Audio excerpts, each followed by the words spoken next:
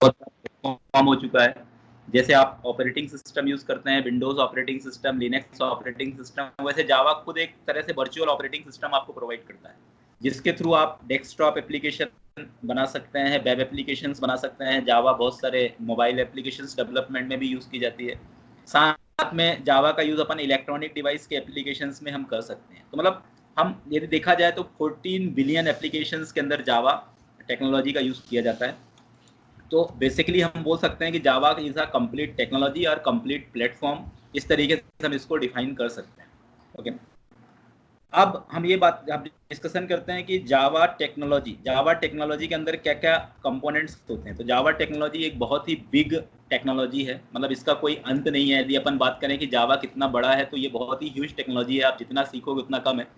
लेकिन जो जावा के अंदर एक फ्रेशर लेवल पे या एक एंट्री लेवल पे आपको जावा में क्या क्या कंसेप्ट होने चाहिए, वो चीज़ें अपन कंटेंट में मैनेज करते हैं। बाकी यदि अपन बोलें कि हम जावा पूरा सीख सकते हैं, तो ये एक तरह से बिल्कुल रॉन्ग है। जावा कोई पूरा नहीं सीख सकता, या कोई भी लैंग्वेज कोई पूरा नहीं सीख सकता, क्योंकि लैंग्वेज जब आप सीखते हो तो कुछ ना कुछ उसके अंदर नया नया वर्जन आपका लॉन्च होता रहता है। तो कोई भी टेक्नोलॉजी स्टेबल नहीं है, टेक्नोलॉजी के अंदर कुछ ना कुछ आपको नई चीज़ें हर साल कुछ ना कुछ उसके अंदर अपडेशन मिलेगा। यदि टेक्नोलॉजी स्टेबल हो जाएगी तो वो टेक्नोलॉजी मार्केट से बाहर हो जाएगी। ठीक है, तो मैं आपको जो डिस्कशन करने, मतलब हमारा जो पर्टिकुलर डिस्कशन है, इसके अंदर मैं बताना चाहता हूँ कि जावा टेक्नोलॉजी में क्या क्या चीजें यूज होती है। Java technology use Java programming language, मतलब यदि आपको जावा टेक्नोलॉजी में यदि वर्क करना है, यदि आप एक जावा सक्सेसफुली जावा डेवलपर से यदि आप बनना चाहते हैं, तो आपको जावा प्रोग्रामिंग लैंग्वेज का पहले नॉलेज होना चाहिए। The first thing is a Java technology. ठीक है, second thing is a Java environment. इसके बाद आपको जावा के इन्वायरमेंट का नॉलेज होना चाहिए, तभी आप जावा के अंदर का प्रोग्राम कंपाइल कर सकते हैं, तभी आप जावा के अंदर प्रोग्राम एग्जीक्यूट कर सकते हैं। और तीसरा, आपको यदि जावा के अंदर कोई स्टैंडर्ड एप्लीकेशन बनाना है, ठीक है, जैसे आप जावा के अंदर आप कोर जावा आपने स्टडी कर लिया, और इसके बाद यदि आप किसी कंपनी में जाओगे, किसी आईटी कंपनी के अंदर यदि आप जाते हो, तो वहां पर आपको जावा फ्रेमवर्क का नॉलेज भी होना चाहिए।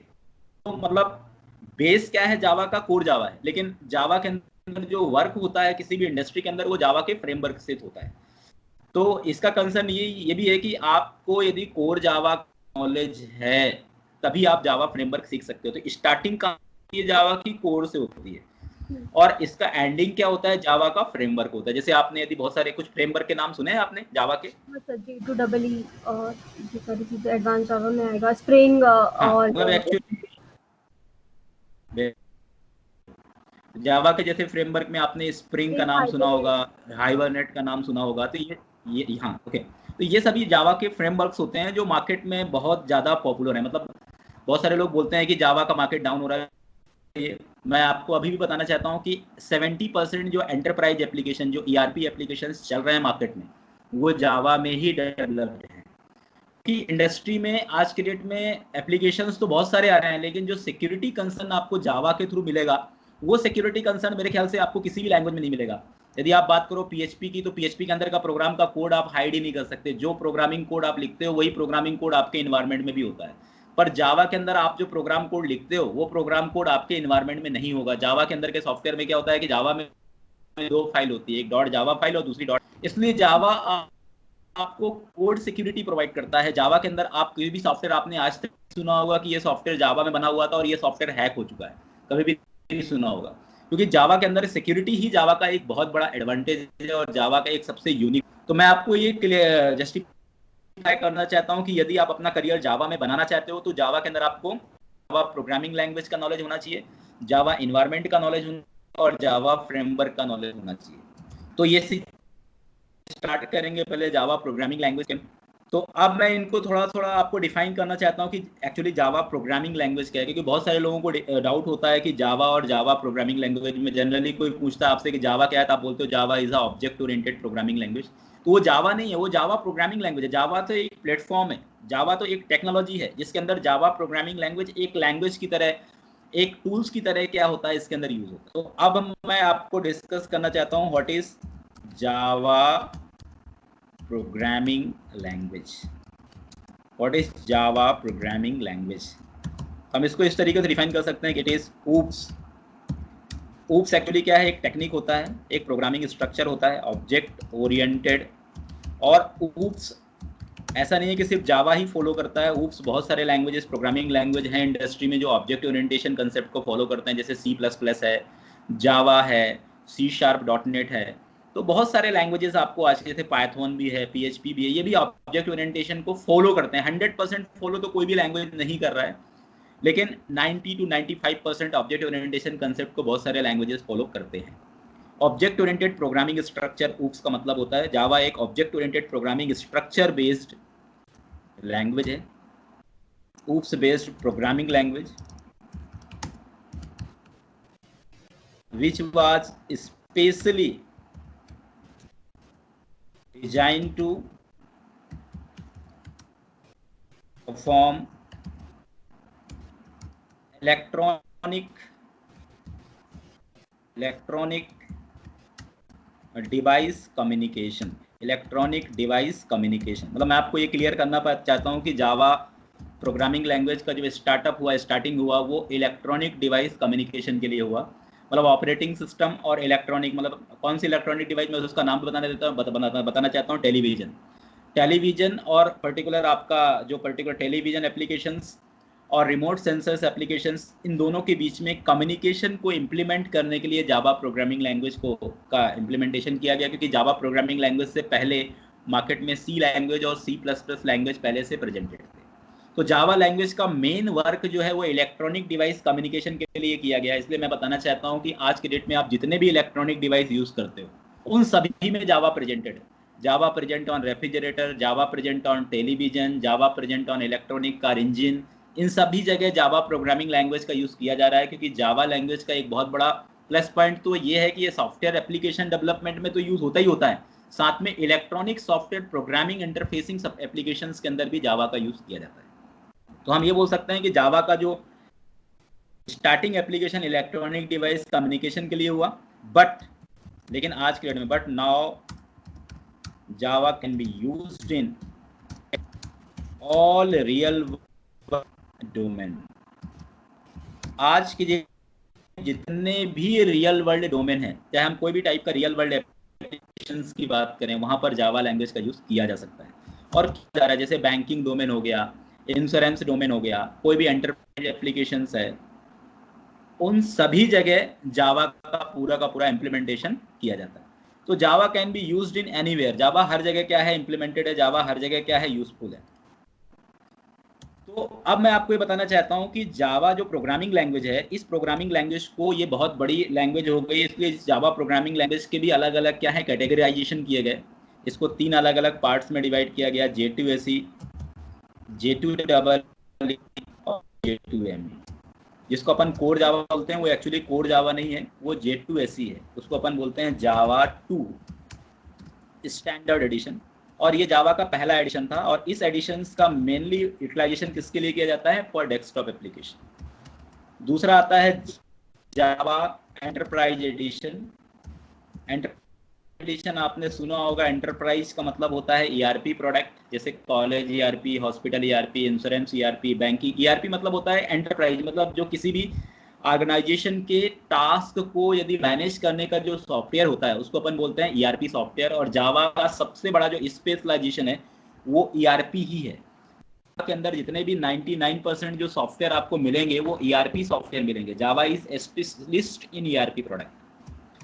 और इसके बाद आता है J2ME, इसको बोलते हैं जावा मैक्रो एडिशन। अब इसका मार्केट थोड़ा सा डाउन हो गया है, क्योंकि आज के डेट में J2ME के अंदर जो मोबाइल फ़ोन है वो पूरी तरह से आउटडेटेड हो चुके हैं। कीपैड बेस्ड जो मोबाइल फ़ोन थे जो आप पहले यूज़ करते थे, आजकल स्मार्टफोन आ चुका है, इसलिए J2ME का मार्केट अब लगभग पूरी तरह से फिनिश हो चुका है। अब J2ME में इतना प्रोग्रामिंग नहीं होती है, तो 90% जो प्रोग्रामिंग आज के डेट में जो एप्लीकेशन डेवलपमेंट हो रहा है वो J2EE में हो रहा है, और 10% जो जावा का इंडस्ट्री है it is based on J2SE।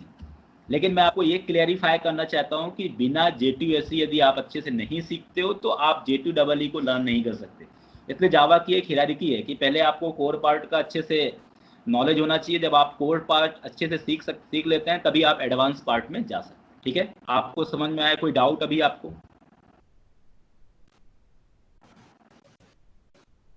Hello. Yes sir. Okay, तो ये क्लियर हो गया कि जावा प्रोग्रामिंग लैंग्वेज क्या है, इसको किस तरीके से आपको डिफाइन करना है। ओके, अब हम बात करते हैं, ये तो हम जावा प्रोग्रामिंग लैंग्वेज आगे अपन डिस्कस करेंगे भी, मैं तो अभी आपको सिर्फ एक शॉर्ट डिस्क्रिप्शन बता रहा हूँ कि जावा प्रोग्रामिंग लैंग्वेज जनरली होता क्या है। अब मैं डिस्कशन करता हूँ जावा इन्वायरमेंट के बारे में। जावा इन्वायरमेंट, अब इन्वायरमेंट का मतलब ये होता है कि जैसे आपके मशीन में मैं आपको बोल दिया कि आप जावा का प्रोग्राम बनाइए। अब जावा का प्रोग्राम तो आप बनाने लग जाओगे, लेकिन जावा का प्रोग्राम बनाने से पहले आपके मशीन में जावा का इन्वायरमेंट होना चाहिए, मतलब जावा का सॉफ्टवेयर होना चाहिए। तो Java environment means Java provide set of software tools to develop, to compile and execute Java programme.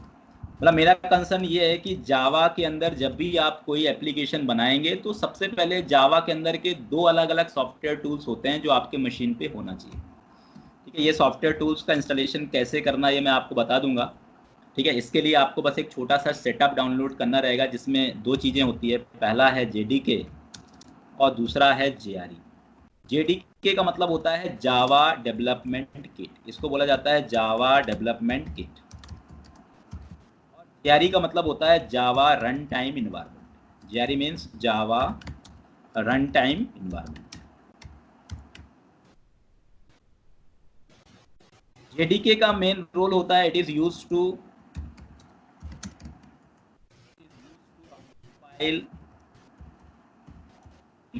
Compile Java program. यदि आपके मशीन पे जेडीके अवेलेबल है, जावा डेवलपमेंट किट यदि है, तो आपका प्रोग्राम कंपाइल होगा, क्योंकि जावा का कंपाइलर ही रहता है। और दूसरा आता है जावा रन टाइम इन्वायरमेंट।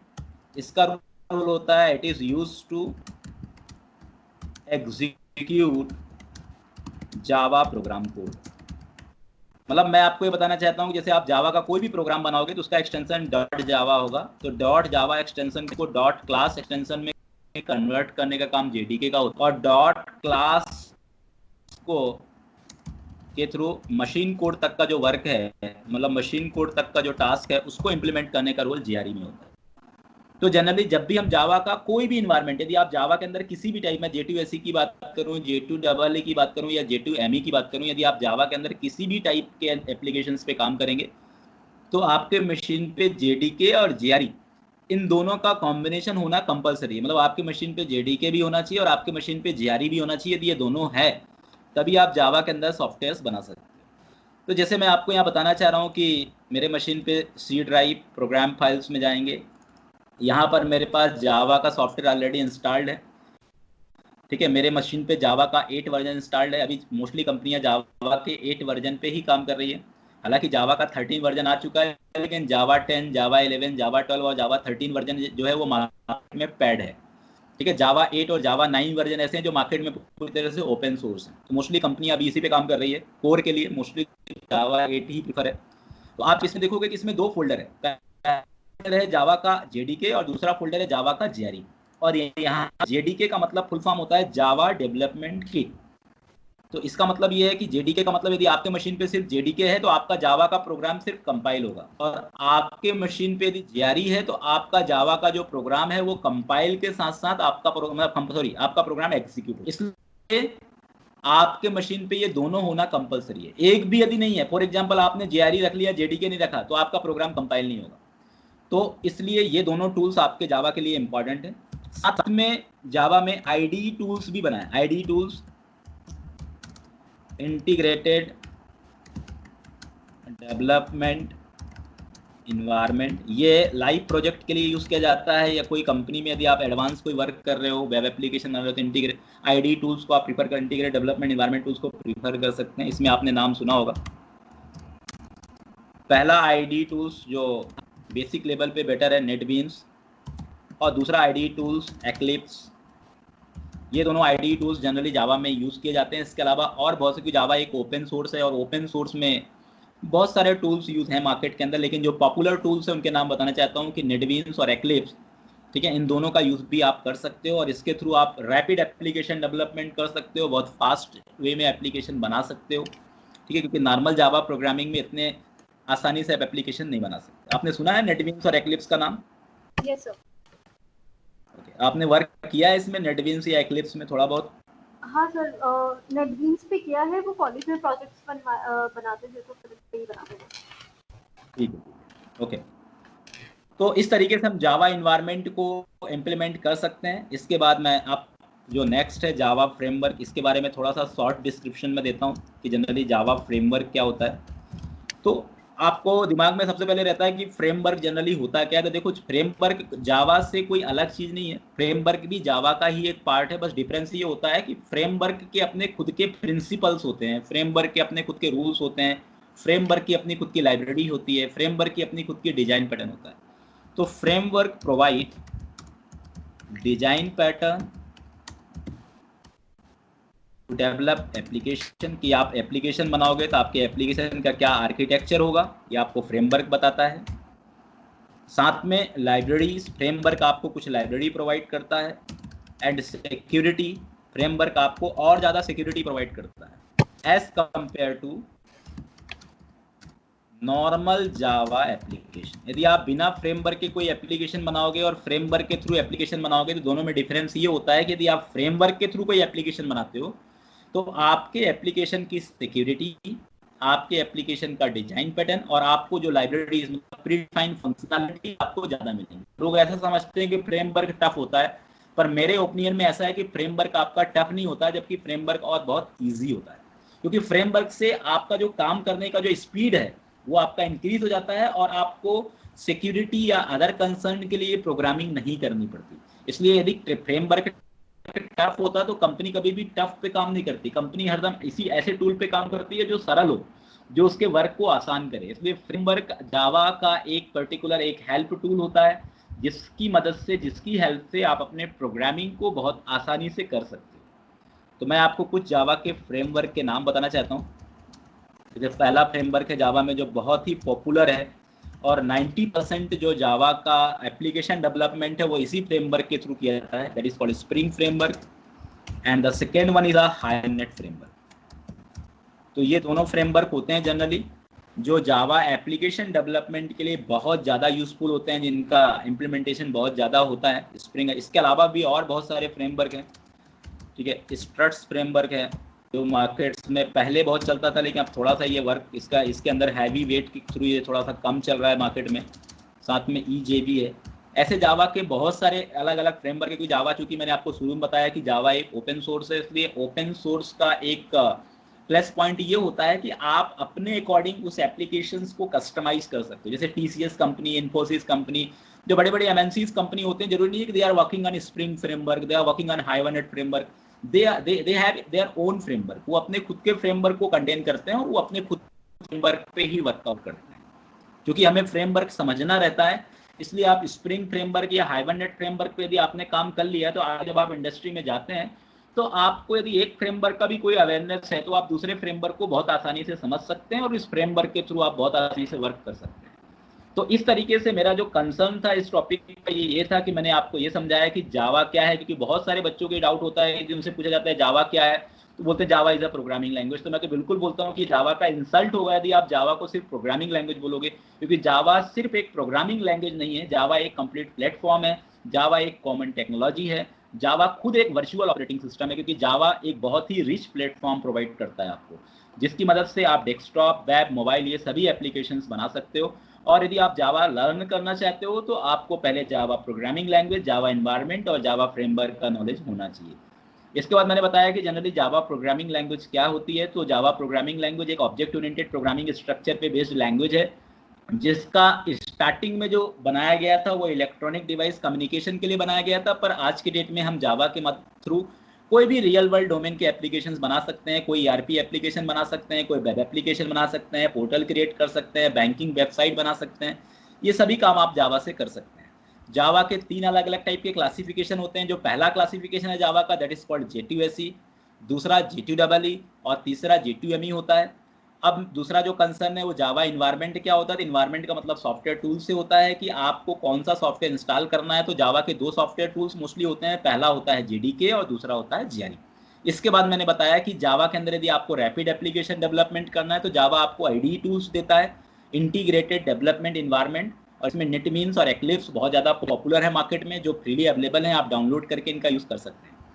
इसके बाद मैंने बताया कि जावा फ्रेमवर्क क्या होता है। तो जावा फ्रेमवर्क मतलब ये होता है कि जैसे आप सुनते होंगे कि कारपोरेट अलग होता है, पढ़ने में अलग होता है, तो कारपोरेट मतलब फ्रेमवर्क होता है। कारपोरेट में यदि आप जाते हो तो वहाँ पे कोर जावा का यूज़ नहीं करेंगे, कारपोरेट में कोई जीएसपी का यूज़ नहीं करेगा, सर्वलेट का यूज़ नहीं करेगा, कोई एडवांस जावा यूज़ नहीं करेगा। कारपोरेट में फ्रेमवर्क यूज़ किया जाता है, और फ्रेमवर्क से आपका जो काम होता है वो स्टैंडर्ड होता है। जैसे 100 डेवलपर है तो 100 डेवलपर एक ही टाइप के डिजाइन पैटर्न को फॉलो करेंगे। फ्रेमवर्क आपको एक्स्ट्रा लाइब्रेरी प्रोवाइड करता है, फ्रेमवर्क आपको सिक्योरिटी प्रोवाइड करता है। ये बहुत बड़े एडवांटेज होते हैं फ्रेमवर्क के। और मार्केट में बहुत सारे फ्रेमवर्क है, लेकिन मैंने टॉप फ्रेमवर्क्स के बारे में बताया, स्प्रिंग, हाइबरनेट, स्ट्रट्स और ईजेबी।